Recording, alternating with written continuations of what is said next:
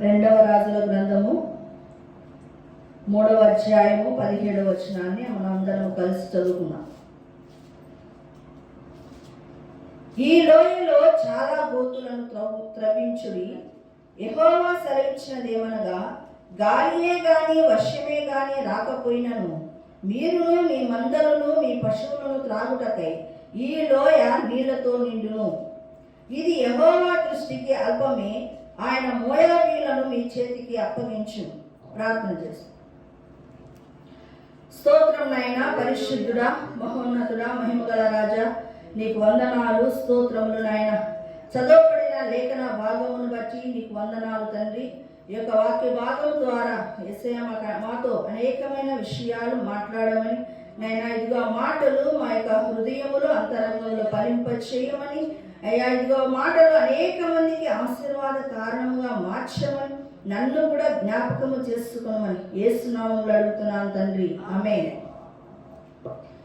రెండవ రాజుల గ్రంథము 3వ అధ్యాయము 17వ వచనము నేను చదువుతున్నట్లండి. ఈ లోయలో చాలా గోతులను త్రవించుడి. యెహోవా సెలవిచ్చినదేమనగా, గాలియే గాని వర్షమే గాని రాకపోయినను మీరును మీ మందలను మీ పశువులను త్రాగుటకు ఈ లోయ నీళ్లతో నిండును. ఈ చదవబడినటువంటి లేఖన భాగము, దాని సందర్భము ఏమని మనం ఒకసారి పరిశీలన చేసినప్పుడు, ఆలోచన చేసినప్పుడు, ఆహాబు రాజు మనకు తెలుసు అందరికి కదా. ఆహాబు, యెజబేలు వాళ్ళ యొక్క కుమారుడు యెహోరాము. చూడండి, ఆహాబు చనిపోయాడు. చనిపోయిన తర్వాత ఆహాబు కుమారుడు యెహోరాము రాజు అయ్యాడు. ఆయన 12 సంవత్సరాలు ఏలాడు. తర్వాత అదే టైంలో ఈయన ఇశ్రాయేలు రాజు. ఎవరు? యెహోరాము. ఆహాబు రాజు, ఇశ్రాయేలు రాజు. యూదా రాజు ఎవరంటే యెహోషాపాతు. ఆ పక్క ఇశ్రాయేలు రాజేమో యెహోరాము, ఈ పక్క యూదా రాజేమో యెహోషాపాతు. ఏర్పాటు చేస్తున్నారు. ఈయనేమో 18 సంవత్సరాలు ఏర్పాటు చేస్తున్నాడు. ఈయన రాజుగా ప్రతిష్ఠించబడి 18 సంవత్సరాలు అయింది. ఆయన రాజుగా ప్రతిష్ఠించబడి యెహోరాము 12 సంవత్సరాలు. అప్పుడు ఆహాబు రాజు ఉన్నప్పుడు మోయాబు రాజు అయినటువంటి మేషా అనే అతను ఆహాబు రాజుకు, అంటే ఇశ్రాయేలు రాజుకు 1,00,000 గొర్రె పిల్లలను, 1,00,000 గొర్రె బొచ్చు, అంటే పైన బొచ్చున్నటువంటి గొర్రె పొట్టేళ్లను ఇస్తుండేవాడు. పన్నుగా ఇస్తుండేవాడు. అయితే ఎప్పుడైతే ఆహాబు రాజు చనిపోయినాడో వెంటనే ఏం చేశాడంటే, మోయాబు రాజు ఇంకా ఆయన చనిపోయినాడు కదా అని యెహోరాముకు పన్ను కట్టడం స్టార్ట్ చేశాడు, తిరుగుబాటు చేశాడు. దానికై యెహోరాము ఏం చేశాడంటే, తన అధికారులను అందరినీ సమకూర్చుకున్నాడు. తర్వాత యూదా రాజుకు సమాచారం అందించాడు. ఏమని?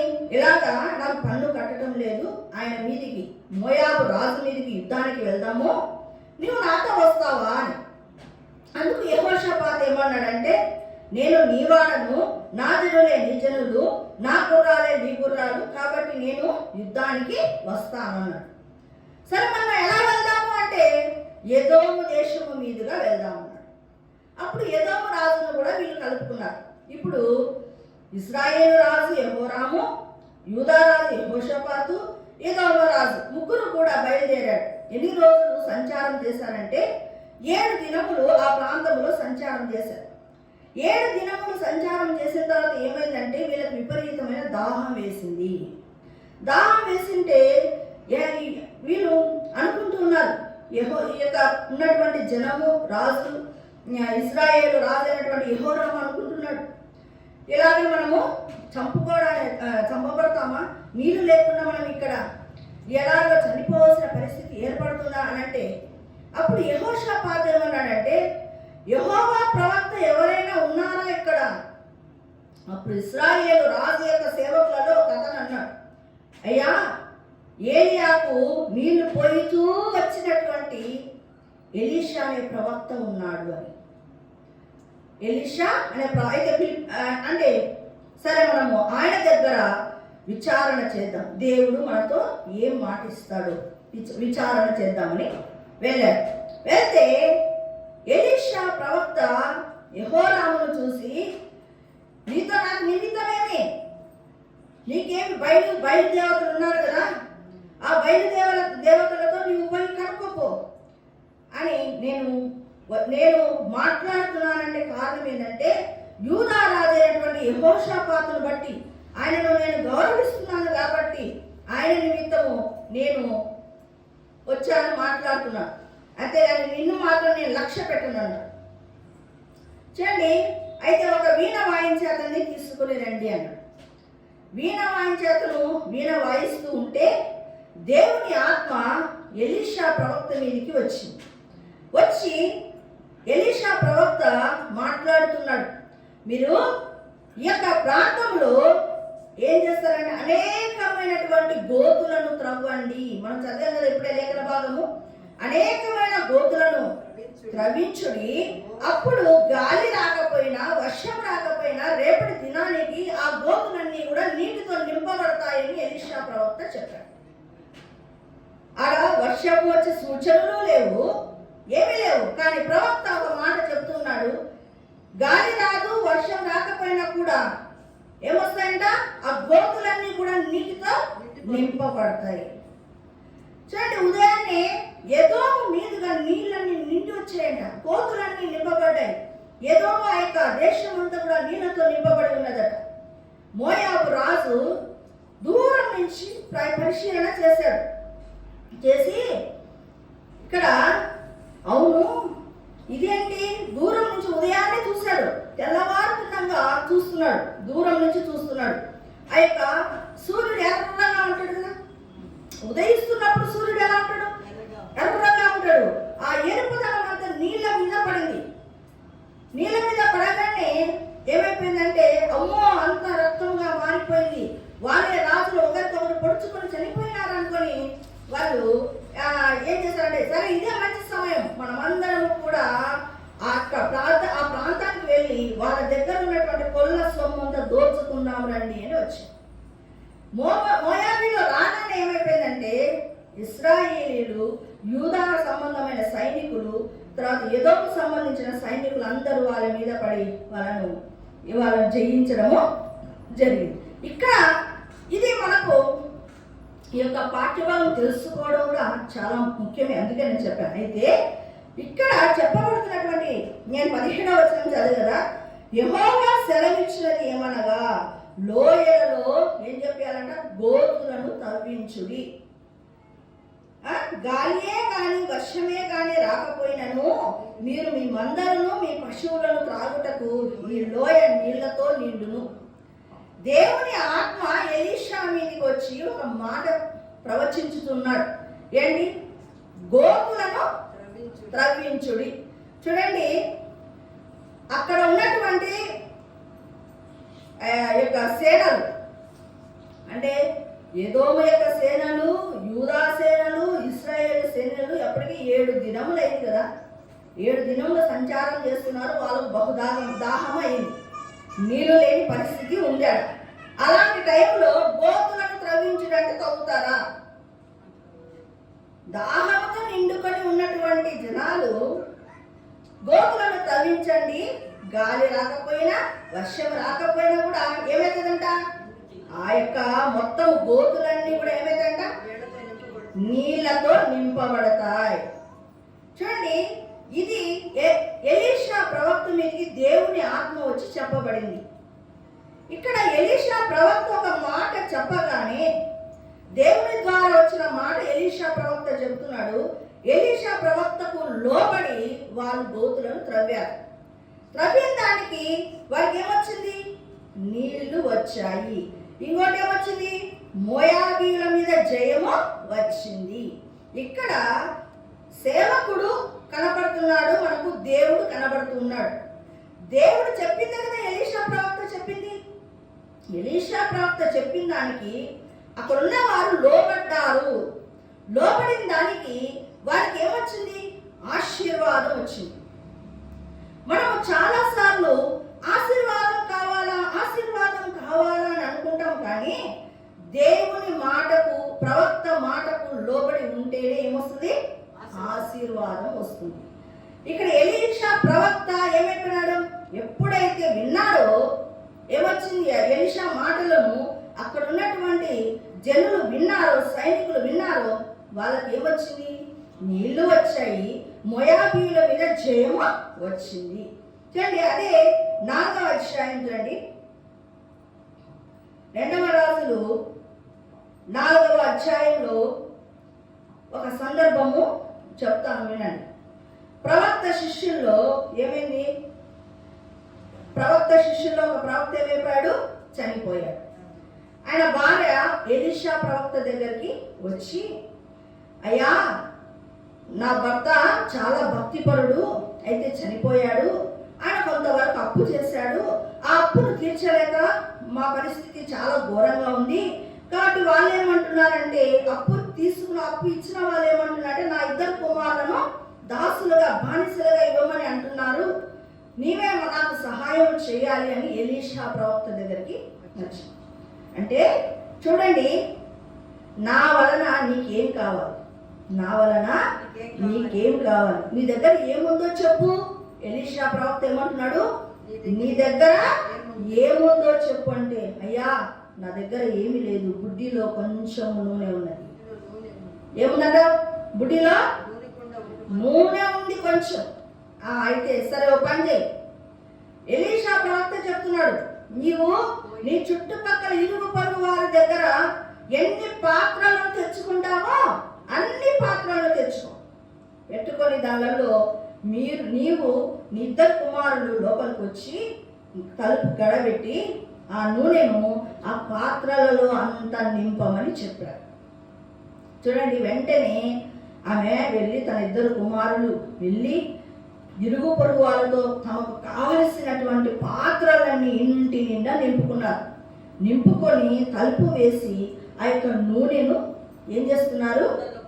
కుండలలో మొత్తం పాత్రలు ఏమున్నాయి పోసారు. అన్ని పాత్రలు నిండిపోయాయి, ఆశీర్వదించబడ్డాయి. అన్ని పాత్రలు ఏమయ్యాయి? అప్పుడు ఎలీషా ప్రవక్త అంటున్నాడు, అయ్యా, ఇంకా ఏమైనా పాత్రలు ఉన్నాయంటే, ఇంకా లేవయ్యా అనగానే ఆ నూనె ఏమైపోయిందంట? నిలిచిపోయింది, ఆగిపోయింది. చూడండి, ఈ సందర్భంలో కూడా మనము గమనించవలసినది ఒక అంశం ఉంది. ఇక్కడ ఎలీషా ప్రవక్త ఒక దైవజనుడు మాట్లాడుతున్నాడు. ఆమె దైవజనుని మాటకు లోబడింది. ఏమని? ఇప్పుడు ఇంట్లో ఇంత నూనె ఉంది, ఈ నూనె పోస్తుంటే పాత్రలన్నీ నిండుతాయంట. నమ్మకం కలుగుతుందా? నమ్మకం కలుగుతుందా? కలిగే అవకాశం లేదు. అయితే ఆమె ఆ మాటని ఎప్పుడైతే రిసీవ్ చేసుకొని ఇంటి నిండా పాత్రలను పెట్టుకుంది. దైవజనుని మాటను నువ్వు ఎప్పుడైతే రిసీవ్ చేసుకుంటావో వాళ్ళకి ఏమొస్తుందట? ఆశీర్వాదం వస్తుంది. అంటే ఇక్కడ ఎలీషా ప్రవక్త ఒక దైవజనుడు, ఆయన చెప్పిన మాటకు ఏమీ ఆలోచన చేయలేదు ఆమె. అవునా, వస్తుందా? ఇన్ని పాత్రలు నిండుతాయా? మా దగ్గర ఉండేది ఇంతనే నూనె కదా, ఇంత నూనె అంత నింపుతుందా? ఈ క్వశ్చన్స్ ఏమీ రాలేదు. గుడ్డిగా దైవజనుడు చెప్పాడు, నేను చేస్తా. దాని వలన ఏమొచ్చింది? ఆశీర్వాదము వచ్చింది. చూడండి, దేవుడు చెప్పిన మాటలను, దైవజనుడు చెప్పిన మాటలను ఎవరైతే గుడ్డిగా విశ్వసిస్తారో వాళ్ళకి ఏం కలుగుతుంది? ఆశీర్వాదము కలుగుతుంది. ఇంకొక సందర్భము మనం ఒక పేజీ తిప్పితే మనకు తెలుస్తుంది. 5వ అధ్యాయంలో నయమాను ఉన్నాడు, సిరియా సైన్యాధిపతి, పరాక్రమశాలి. అయితే అతనికి ఏముందంట? కుష్ఠరోగం ఉంది. చూడండి, ఈయన ఇశ్రాయేలీల మీదకి గుంపులు గుంపులుగా వెళ్ళాడు కదా. వెళ్ళిన తర్వాత అక్కడి నుంచి ఒక చిన్న దాన్ని పట్టుకొచ్చుకున్నాడు, చెరగా తెచ్చుకున్నాడు. నయమాను భార్య దగ్గర ఆమె ఏం చేస్తుంది? పని చేస్తా ఉంది.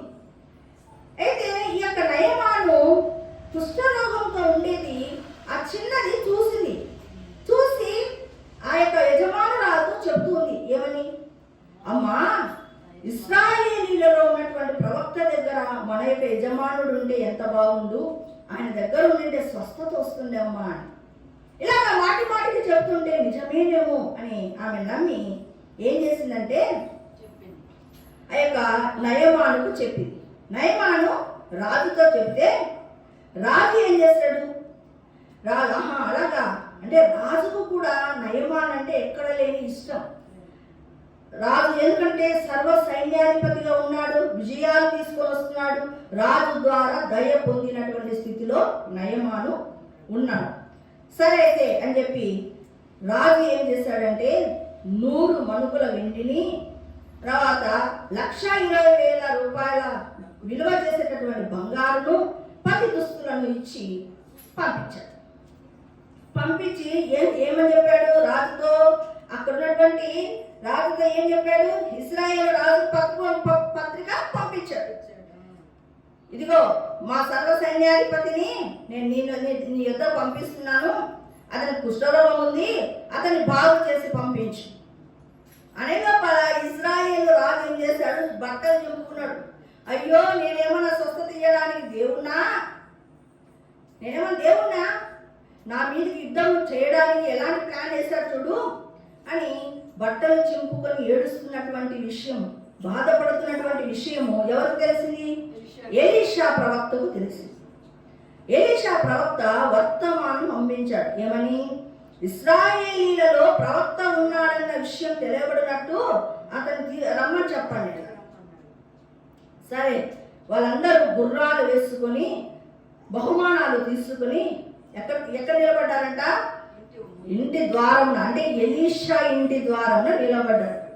ఎవరైనా మనము ఇంటికి వస్తే వెంటనే మనం ఏం చేస్తాం? లోపల నుంచి బయటకు వచ్చి రండి రండి రండి అంటాం. ఇప్పుడు సిరియా దేశంలో సర్వ సైన్యాధిపతి వచ్చాడు, ఇంటి ముందర ఆగాడు అంటే కూడా ఎలీషా ప్రవక్త రాలేదు. రాకుండా తన సేవకుడి ద్వారా చెప్పి పంపించాడు. ఏమని? ఇదిగో అతను వెళ్ళి యోర్దానులో 7 మార్లు మునగమను, అతనికి స్వస్థత వస్తుంది. ఎక్కడ మునగాలంట? యోర్దానులో 7 మార్లు మునగమన్నాడు. ఆ మాట వినే లోపల నయమానుకు ఎక్కడ లేని కోపం వచ్చింది. ఏంటి? యోర్దాను కంటే మంచి నదులు మా దగ్గర ఉన్నాయి, అబానాయి ఉంది, పర్పరు ఉంది, ఇలాంటి నదుల కంటే శ్రేష్టమైందా యోర్దాను అని కోపంతో ఎన్ని తిరిగి వస్తున్నాడు. అప్పుడు దాసులలో ఒక అతను, అయ్యా నీకు స్వస్థత రావాలంటే ఏదో గొప్ప పని చేయమంటే నువ్వు చేస్తావు కదా. ఆయన ఏమంటున్నాడు? మహా అంటే యోర్దాను నదికి వెళ్ళమంటున్నాడు, 7 మార్లు మునగమంటున్నాడు కదా, అది చాలా చిన్న విషయం కదా, మీరు దాన్ని చేస్తే మంచిదే కదా అని ఆలోచన చేశాడు నయమాన్. చేసి సరే పద అని యోర్దాను నదిలో 1 సారి 2 సార్లు 3 సార్లు అలాగా ఎన్నిసార్లు? 7 సార్లు మునిగి లేచాడు. లేచే లోపల ఆయన యొక్క దేహం అంతా ఎలా అయిపోయింది? పసిపిల్లల దేహము వలె వచ్చింది. అవునా? ఇక్కడ కూడా మనం చదివినటువంటి లేఖన భాగంలో ఒకవేళ నయమాను భలే చెప్పాడులే, మా నదులలో మునిగితే పోతుంది కదా అని అనుకొని ఎన్నికి తిరిగి వెళ్ళిపోయింటే అతనికి స్వస్థత వచ్చేది కాదు. అయితే ఎప్పుడైతే చెప్పిన నదిలో, యోర్దాను నదిలో నువ్వు 7 మార్లు మునగమంటే 7 మార్లు మునిగేంత వరకు కూడా స్వస్థత. ఎప్పుడైతే 7వ మారు మునిగి లేచాడు అంటే కంప్లీట్గా విధేయత చూపినట్లు లెక్క. ఎవరికి? ఎలీషా ప్రవక్తకు కంప్లీట్గా విధేయత చూపినప్పుడు అతనికి ఏమొచ్చింది? స్వస్థత వచ్చింది. ఇక్కడ ఈ 3 సందర్భాలలో కూడా దేవుడు మాట్లాడినా, సేవకుడు మాట్లాడినా దానికి ఆ మాటకు 100% ఎవరైతే లోబడతారో వారికి ఏమొస్తాయంట? ఆశీర్వాదము వస్తుంది. చూడండి, హోషేయ గ్రంథము 10వ అధ్యాయము 12వ వచనం 11 చదువుతున్నానండి. ఎఫ్రాయిము నూర్పునందు అభ్యాసము గలదై కక్కులను త్రొక్కబోరు పెయ్యవలే ఉన్నది. అయితే దాని నున్నని మెడకు నేను కాడి కట్టుదును. ఎఫ్రాయిము చేత దున్నించుటకు నేను ఒకని నియమితును. యూదా భూమిని దున్నును, యాకోబు దాన్ని చదును చేసుకొను. నీతి ఫలించినట్లు మీరు విత్తనము వేయుడి, ప్రేమైన కోత మీరు కొయ్యుడి. యెహోవాను వెతుకుటకు ఇదే సమయం గనుక ఆయన ప్రత్యక్షమై మీ మీద నీతి వర్షము కురిపించినట్లు ఇది వరకెన్నడూ దున్నని బీడు భూమి దున్నుడి. ఇక్కడ చివరిలో ఏమనుందంటే ఎన్నడూ దున్నని బీడు భూము దున్నుడి. అంటే ఫస్ట్ దేవుడు చెప్తున్నటువంటి మాట ఏంది? ఎన్నడూ దున్నని బీడు భూము దున్నాల నువ్వు. దున్నితే గాన ఏమంట? నీతి వర్షం నేను కురిపిస్తాను, నీతి ఫలించినట్టు నేను పంట నీకు ఇస్తాను, విత్తనం వేయడి, ప్రేమ అను కోత పోయుడి. అంటే ఇక్కడ ఏదైతే చెప్తున్నా, ఫస్ట్ నువ్వు దున్నినప్పుడు ఏం చేస్తాడంటే పంట కోస్తావు. హృదయమును నువ్వు ఎప్పుడైతే దున్నిన నేలగా చేసుకుంటావో అప్పుడు నువ్వు ఆత్మీయమైనటువంటి పంట కోస్తావు. ఎలాగా కోస్తావు? నీతి వర్షము నీ మీదికి కుమ్మరించబడుతుంది. అంటే దేవుడి మాటలకి ఎప్పుడైతే మనం లోబడతామో అప్పుడు నీకు ఏమొస్తుంది? ఆశీర్వాదం వస్తుంది. ఎప్పుడైతే అంటే ఇక్కడ అర్థం ఏంటంటే నువ్వు దున్నకపోతే నీకు పంట రాదు, అదే అర్థం. నువ్వు దున్నితే ఎప్పుడైతే నీ హృదయాన్ని నువ్వు దున్నుకుంటావో, నా స్థితిగతులు బాగలేవు, నేను మంచిగా లేను, నా యొక్క ప్రవర్తన నా నడవడిక బాగలేదు అని దేవుని సన్నిధిలో నిన్ను నీవు సిద్ధపరచుకుంటూ దున్నుకుంటూ ఉంటే నీతి వర్షము కుమ్మరించబడి ఏమవుతుందంటే పంట కోసే పరిస్థితి వస్తుంది. దేవుడు మంచి నేలలో పడిన విత్తనము నీ దున్నబడినటువంటి నేలలో వేస్తాడు. వేసినప్పుడు పంట అనేది చక్కగా వస్తుంది అని మాట్లాడుతుంది. అదే యోవేలు గ్రంథము పక్క పేజీలో 2వ అధ్యాయము 12-13 వచనాలు. ఇప్పుడైనా మీరు ఉపవాసం ఉండి కన్నీరు విడుచుచు దుఃఖించుచు మనపూర్వకంగా తిరిగి నా యొద్దకు రండి. ఇదే యెహోవా వాక్కు. మీ దేవుడైన యెహోవా కరుణా వాత్సల్యములు గలవాడును, శాంతిమూర్తియు, అత్యంత కృప గలవాడునై ఉండి తాను చేయనుద్దేశించిన కీడును చేయక పశ్చాత్తాపపడును గనుక మీ వస్త్రములను కాక మీ హృదయములను చింపుకొని ఆయన తట్టు తిరుగుడి. అంటే నీకు ఇక్కడ చెయ్యాలనుకున్నటువంటి కీడు చేయడంట. ఎప్పుడు? నీ మీదకి కీడు తీసుకొని రావాలని దేవుడు అనుకుంటున్నాడు. ఆ కీడు ఆ ఉద్దేశం దేవుడు మానుకుంటాడంట. ఎప్పుడు మానుకుంటాడు? ఆయన వైపుకు తిరగాలి. ఇంకోటేంటి? ఇప్పుడైనా మీరు ఉపవాసం ఉండి కన్నీరు విడుచుతూ దుఃఖించుతూ మనపూర్వకముగా తిరిగి నా యొద్దకు రండి. అంటే ఇక్కడ నీకు ఉపకారము జరగాలి అంటే మారు మనసు పొందాలి, అదే అర్థం. అంటే మారు మనసు పొందాలంటే ఎట్లా పొందుతావు? ఉపవాసం ఉండాలా, కన్నీరు విడచాలా, మనపూర్వకంగా యేసయ్య వైపు తిరగాలి. అలాగే తిరిగినప్పుడు దాన్ని ఏమంటారు? మారు మనసు అంటారు. మారు మనసు ఎప్పుడైతే నువ్వు రక్షణార్థమైన మారు మనసు పొందుతావో దేవుడు నీకు చేయాలనుకున్నటువంటి కీడు ఏం చేస్తాడంట? తీసేసి కీడుకు బదులు మేలు చేస్తాడు, ఉపకారము చేస్తాడు. కాబట్టి ఇక్కడ ఎప్పుడైతే అంటే ఇక్కడ మనం ఏం చెప్పుకోవచ్చు అంటే మారు మనసు పొందితేనే నీకు మేలు జరుగుతుంది, లేకపోతే ఏమవుతుంది? కీడు జరుగుతుంది అని అర్థం. యోహాను సువార్త 9వ అధ్యాయము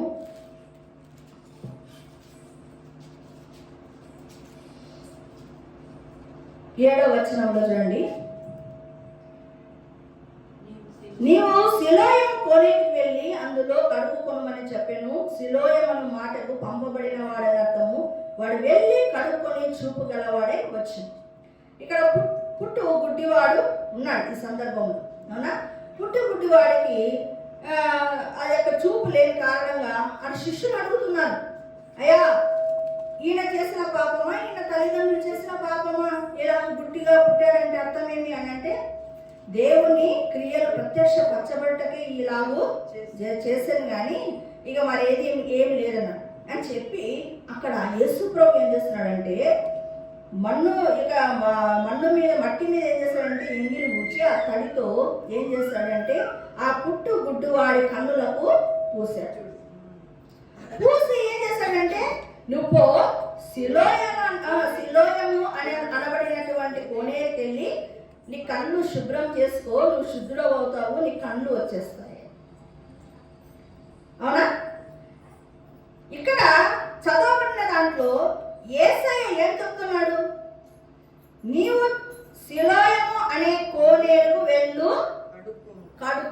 అన్నాడు.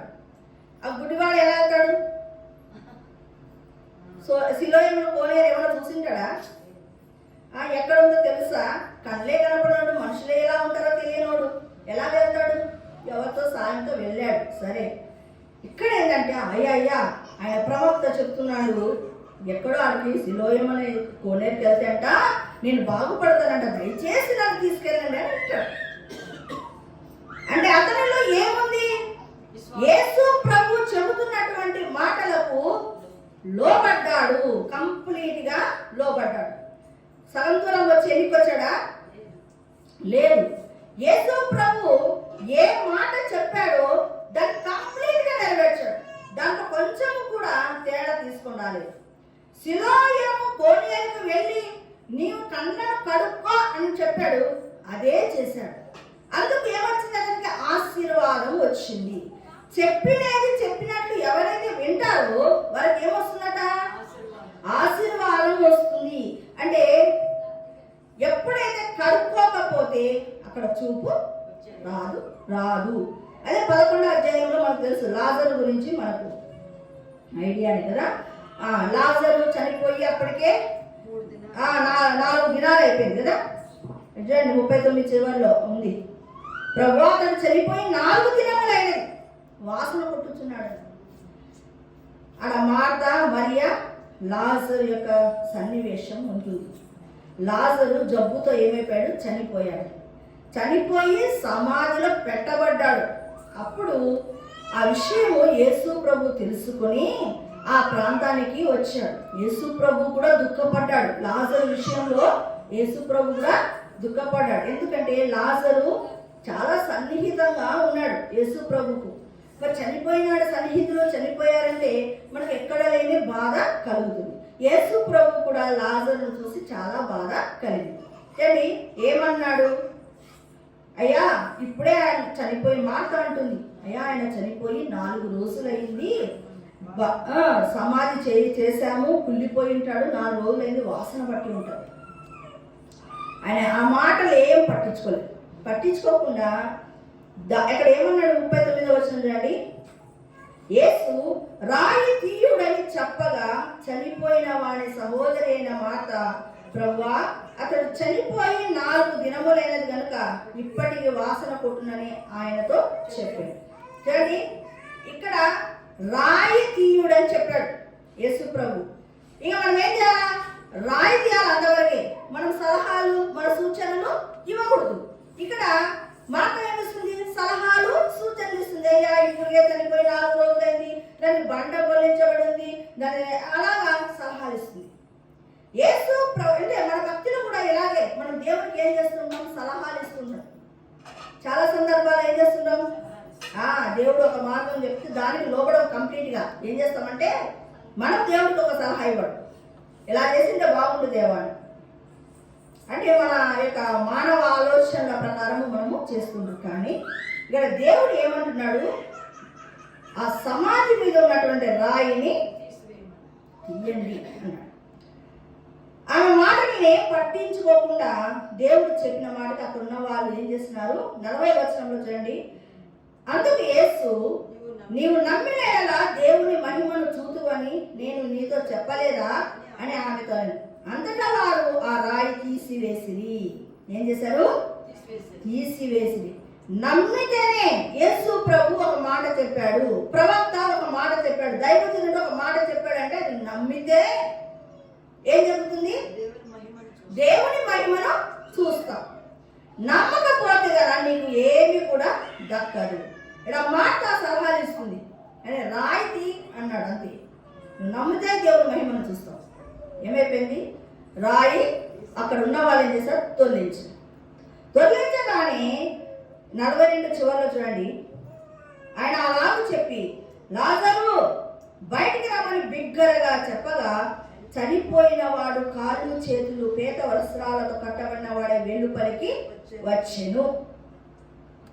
చూడండి, యేసు ప్రభు చెప్పిన రీతిగా రాయి తీయడి అంటే కనుక తీసేసినారు.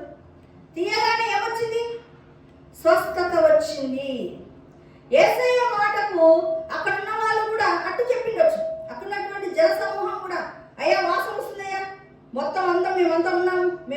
భరించుకోలేము ఆ వాసన అని ఎంతోమంది అడ్డగించవచ్చు. యేసయ్యను గురించినటువంటి ఆ సాక్ష్యము ఆ ప్రాంతంలో ఎందుకు ఎప్పుడు అక్కడికి వచ్చేవాడు. అవునా, బేతనియాకు ఎప్పుడు వచ్చేవాడు యేసు ప్రభు. కాబట్టి యేసు ప్రభు యొక్క ఆ యొక్క స్వస్థతలు, యేసు ప్రభు యొక్క వాక్యము అక్కడ నిరంతరము వినబడుతూ ఉంది. చూడండి, ఎక్కడో వాళ్ళు అందరు జనసమూహం అంతా రాయలు పొలిచారు, కానీ వాళ్ళ ఇంట్లో స్టే చేస్తున్నటువంటి మార్తకు కూడా ఏమొచ్చింది? క్వశ్చన్ మార్క్ వచ్చింది. అవునా, అంటే ఇంట్లో వాళ్ళకే సరిగా ఉండదన్నమాట, బయట వాళ్ళు బాగా నమ్ముతారు. చూడండి, ఇక్కడ యేసు ప్రభు ఎప్పుడైతే రాయిని పొలించమని చెప్పాడో, రాయి పొలించారు కదా, ఏమొచ్చింది? వాళ్ళకి స్వస్థత వచ్చింది, అంటే జీవం వచ్చింది. ఏమొచ్చింది? అంటే మాటకు లోబడితే, రాయి తీస్తేనే ఏమొస్తుంది? జీవం వస్తుంది. అంటే యేసయ్య చెప్పిన మాటకు లోబడితేనే ఏమొస్తుంది? జీవం వస్తుంది. జీవం రావడం అంటే ఆశీర్వాదం రావడము కదా. సరే, మొదటి సమూయేలు 7వ అధ్యాయము 3వ వచనాన్ని మనం చూద్దాం. సమూయేలు ఇశ్రాయేలు అందరితో ఇట్లా, నేను మీ పూర్ణ హృదయముతో యెహోవా యొద్దకు మీరు మల్లుకొని ఎడల అన్య దేవతలను, అష్టారోతు దేవతలను మీ యొద్ద నుండి తీసివేసి పట్టుదల కలిగి యెహోవా తట్టు మీ హృదయములను త్రిప్పి ఆయనను సేవించు. అప్పుడు ఆయన ఫిలిష్తీయుల చేతిలో నుండి మిమ్మును విడిపించును. ఎప్పుడు విడిపిస్తాడట? ఎప్పుడు విడిపిస్తాడు? మీ హృదయాల్లో ఉన్నటువంటి అష్టారోతు దేవతలను, ఏం దేవతలు? అన్య దేవతలు, అష్టారోతు దేవతలను మీరు మీ మధ్యలో నుండి తీసివేయాలి. అష్టారోతు దేవతలను మీ మధ్యలో నుంచి తీసేసి మళ్ళీ ఏం చేయాలంట? పట్టుదల కలిగి నా వైపు తిరిగితే అప్పుడు నేను ఏం చేస్తానంట? విడిపిస్తాడట. ఏం చేస్తాడంట? ఎవరి చేతిలో నుంచి విడిపిస్తాడట? ఫిలిష్తీయుల చేతిలో నుంచి విడిపిస్తాడట. అంటే ఇక్కడ దేవుడు చెబుతున్నది ఏంటంటే, నేను చెప్పింది నువ్వు కరెక్ట్గా చేస్తే నీకు ఆశీర్వాదం వస్తుంది, నేను చెప్పింది నువ్వు వినకపోతే నీకు దెబ్బలే తగ్గుతుంటాయి అని చెప్తున్నాడు. ఈరోజు చదవబడినటువంటి అనేకమైన అంశాలలో దేవుడు కానీ దైవజనులు కానీ చెప్పినారంటే ఒక మాట, అది కంప్లీట్గా లోపడినప్పుడు వాళ్ళకి ఏమొస్తుందంట? ఆశీర్వాదం వస్తుంది.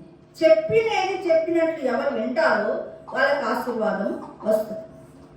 చూడండి, శాంతి ఇక్కడే ఉంది మన మధ్యలోని.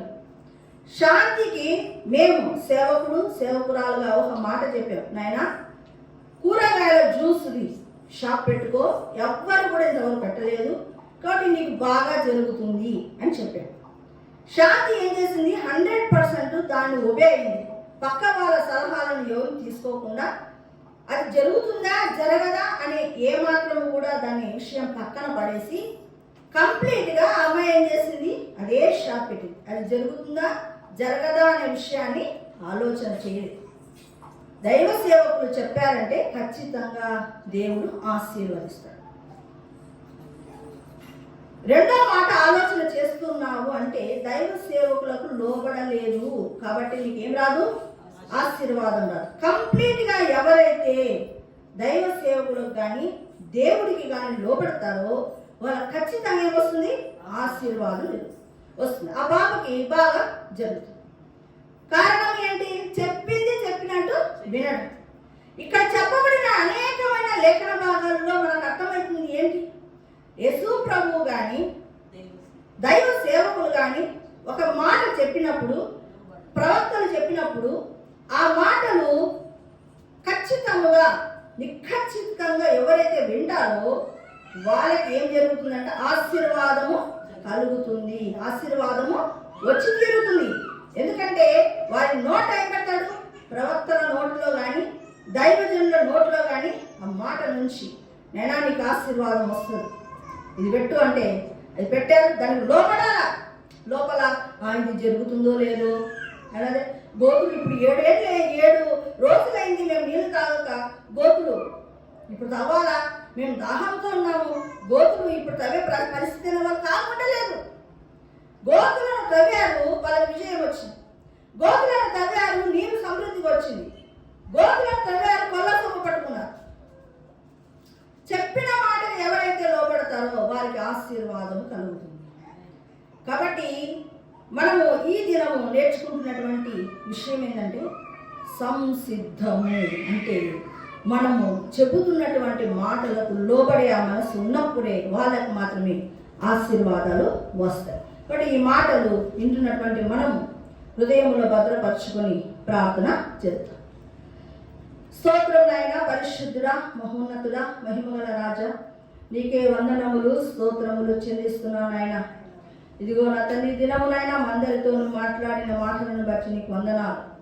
యేసయ్యా, యేసు ప్రభు చెప్పిన మాటలు, ఎలీషా ప్రవక్త చెప్పిన మాటలు, దైవ సేవకులు చెప్పినటువంటి మాటలు ఎవరైతే విన్నారో అయ్యా, ఇదిగో వారి యొక్క జీవితాలునైనా ఆశీర్వాద కారణముగా మారాయని ప్రభు ఈ దినము తెలియజేసిన మాటలను బట్టి వందనాలు. ఈ మాటలు హృదయములో అంతరంగములో దేవా ఇదిగో ముద్రించండి, ఫలింపచేయండి. అత్యధికమైనటువంటి ఆశీర్వాదాలతో మేము కూడా నింపబడుటకు నీ కృప మా మీదకి రానియమని యేసు నామములో అడుగుతున్నాం తండ్రి, ఆమేన్.